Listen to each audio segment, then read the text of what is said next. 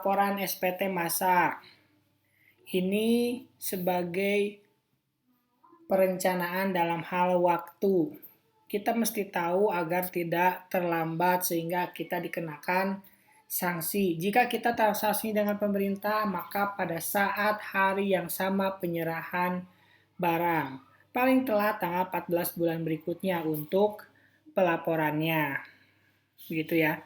Kemudian untuk Pertamina sebelum DO dibayar. Kemudian dilapor oleh pemungut pada saat pelaporannya ya. Jadi yang ini tuh pembayarannya gitu ya.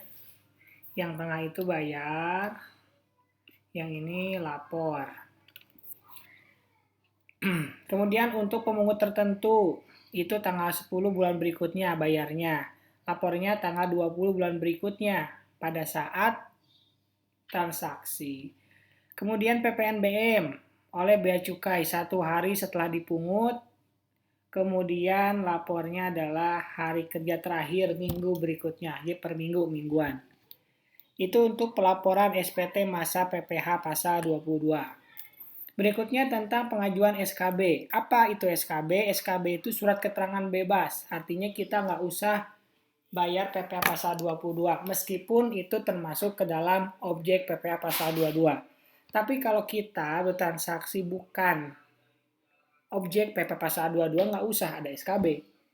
Tapi kalau misalkan kita terpaksa harus impor barang yang menjadi objek PPh pasal 22, kita bisa mengajukan SKB dengan syarat sebagai berikut, yaitu WP itu menunjukkan kerugian fiskal.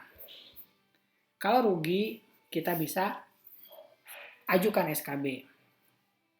Kemudian, kalau kita mengalami kerugian fiskal, maka kita harus melakukan kompensasi kerugian dan maksimalkan. Kalau 5 tahun, ya udah maksimal 5 tahun gitu ya. Sehingga kita bisa memanfaatkan SKB ini. Kemudian, pengajuan berikutnya adalah dikarenakan pajak penghasilan yang telah dibayar lebih besar dari pajak penghasilan yang terutang sehingga akan menyebabkan lebih bayar. Jadi, ini 3 kondisi ya. Kondisi pertama karena rugi, yang kedua karena akan mengalami kerugian gitu ya. Yang ketiga karena kita lebih bayar.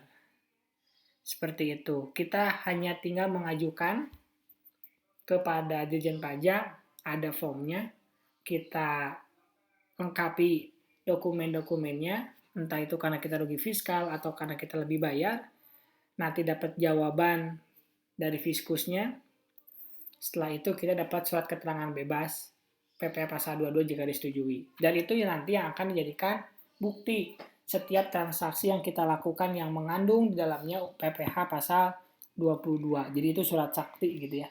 Surat sakti ini saya punya SKB. Jangan dipotong PPh pasal 22. Begitu.